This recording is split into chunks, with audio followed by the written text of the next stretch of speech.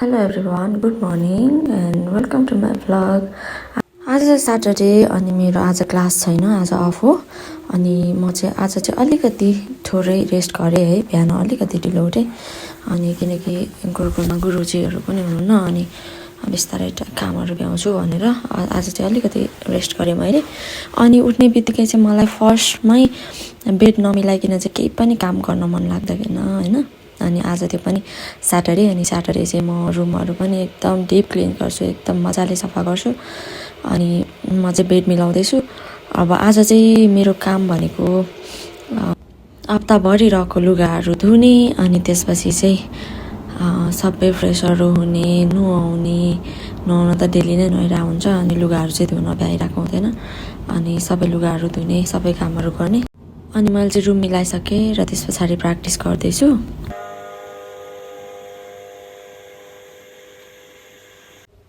बिहानको प्र्याक्टिस सकेर चाहिँ किचन पनि सफा गर्नु थियो, किचन पनि मजाले सफा गर्दैछु म है।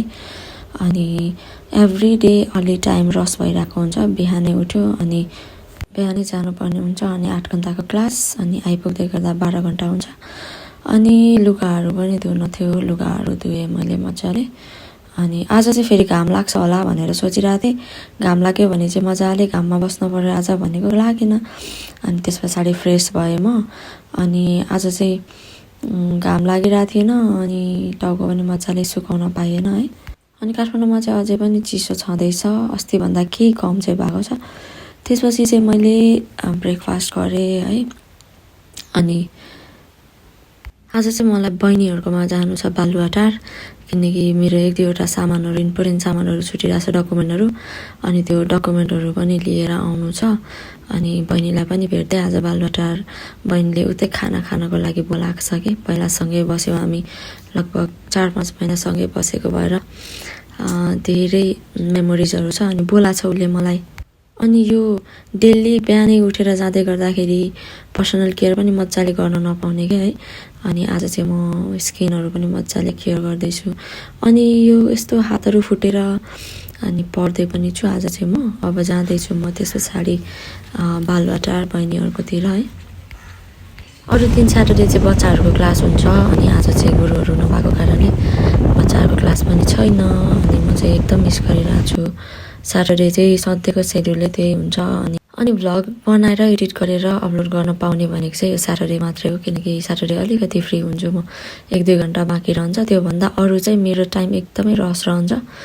अनि म आइपुगेँ अब बालुवाटार है, रुम आइपुगेँ म। अनि यो गल्लीहरूसँग पनि कति धेरै मेमोरीहरू जोडिएको छ कि म बिहानै उठेर मर्निङ वकहरू जाने गर्थेँ। अनि एकदमै प्यारो लाग्छ यो ठाउँ पनि मलाई। अनि म चाहिँ पुगेँ अब बालुवाटार बहिनीको रुममा है। पहिला त म सँगै बस्या हो। अनि बहिनीहरूसँग चाहिँ मेरो एकदम भाइब म्याच हुन्थ्यो। अनि हामी मिस गर्छौँ क्या एकअर्कालाई, अहिले पनि बहिनीले भन्छ। अनि मलाई पनि धेरै मिस हुन्छ बहिनीहरू दुवैजना।